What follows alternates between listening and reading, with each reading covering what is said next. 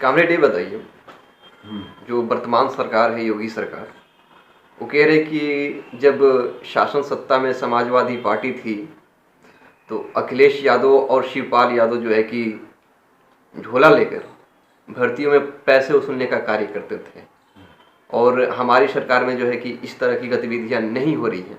तो उनके कहने का आशय क्या है? आदित्यनाथ योगी कहना क्या चाहते हैं? उनके कहने का आशय ये है कि सपा सरकार जो नौकरियां निकालती थी, देते थे, तो वो रिश्वत लेकर के भर्ती करते थे। अच्छा। यानी वो सरकार भ्रष्ट थी और हमारी सरकार भ्रष्ट नहीं है। नौकरी के लिए पैसा नहीं लिया जाता। अच्छा। तो इतनी बात तो ठीक है कि पैसे लेके नौकरी देना ये गलत है, भ्रष्टाचार है, इसका विरोध किया जाना चाहिए। लेकिन सवाल ये खड़ा होता है कि उनके पास उसके ज़माने में नौकरी जो है पैसे दे के भी मिल जाती थी। आज तो नौकरियां ही ख़त्म है। तो जब नौकरी देनी ही नहीं है तो आपका कैसे पता लगेगा कि पैसा लेकर नौकरी दिए कि बिना पैसे के नौकरी दिए? योगी के ज़माने में, योगी जी के ज़माने में नौकरियां ही गायब हैं। तो ये सवाल प्रमुख है कि कोई कहता है कि सरकारी पद इतने खाली हैं, फलाना कहता है कि इतने पद खाली हैं, उसकी भर्तियां सरकार नहीं कर रही हैं। दो सवाल इसमें है।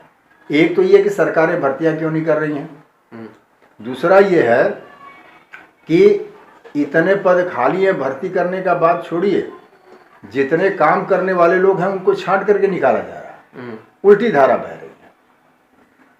सवाल ये नहीं है, सवाल ये कि जो लोग नौकरी देने वाले हैं उनके ऊपर बाकायदे नई आर्थिक नीति डंकल प्रस्ताव द्वारा ये आयत कर दिया गया है कि किसी चीज़ के उत्पादन में लागत कम हो, यानी मानवीय श्रम, मानसिक शारीरिक श्रम जो है वो कम से कम इस्तेमाल किया जाए, चाहे कारखाना हो चाहे ऑफिस हो। अच्छा।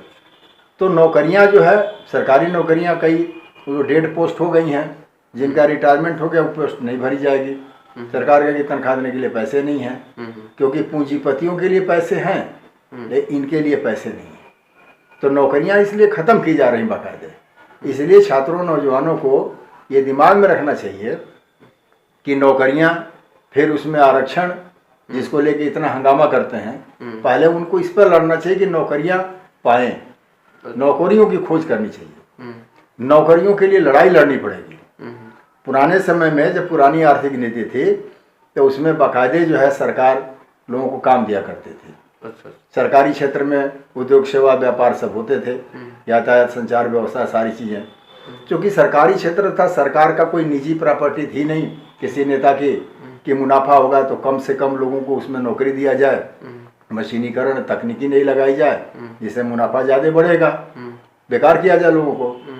अब वो सरकार केवल ये होता था कि ज़्यादा नौकरी देती थी क्योंकि वोट से उसको मतलब होता था। अच्छा। लेकिन जब ये निजी क्षेत्र में सब जाने लग गया, पुरानी आर्थिक नीति, जब जो नई आर्थिक नीति आई है तो इसमें लगातार नौकरियां हो गई कम। अच्छा। कम की जा रही हैं। जो पक्के पोस्ट हैं उसको नहीं भरना है, उसकी जगह पर कच्चे पोस्ट यानी संविदा ठेका पर नौकरी लोगों को देनी है। अच्छा। तो ये जो हालात बने हुए हैं देश दुनिया में, जो लूट मची हुई है, जो जिसको आप कह सकते हैं कि एक छोटा सा हिस्सा, मैंने 10% लोगों को कहा जाए कि 10% जो पैसे वाले जो लोग हैं, दुनिया में असमानता पैदा हो रही है, उनके पास भारत की संपत्ति का 75% हिस्सा है। यानी 90% जो यहाँ हिंदुस्तान की आबादी है उसके पास केवल 25% संपत्ति है। अच्छा। तो ये इतनी असमानता की गई, तो इसी तरह से कि सामान महंगा बेच करके लूटा जाएगा, गरीबों की बदहाली होगी, नौकरी नहीं दिया जाएगा, उसमें यानी बेकारी, महंगाई दोनों बढ़ा करके ये 10% वाले 75% संपत्ति के मालिक हो गए, और 90% जो संपत्ति पैदा करते हैं, उनके श्रम से उत्पादन होता है, पैदा होती है, उनकी हालत ये होगी कि केवल 25% पे अपना गुजारा कर रहे हैं। फिर अंदाज़ा लगाए कि क्या हालत उनकी होगी। ये बदतर स्थिति और आगे बढ़नी है। इसलिए जो लोग हैं उन्हें इस बात को समझना चाहिए, छात्रों, नौजवानों को, कि हमें जो है लड़ना पड़ेगा।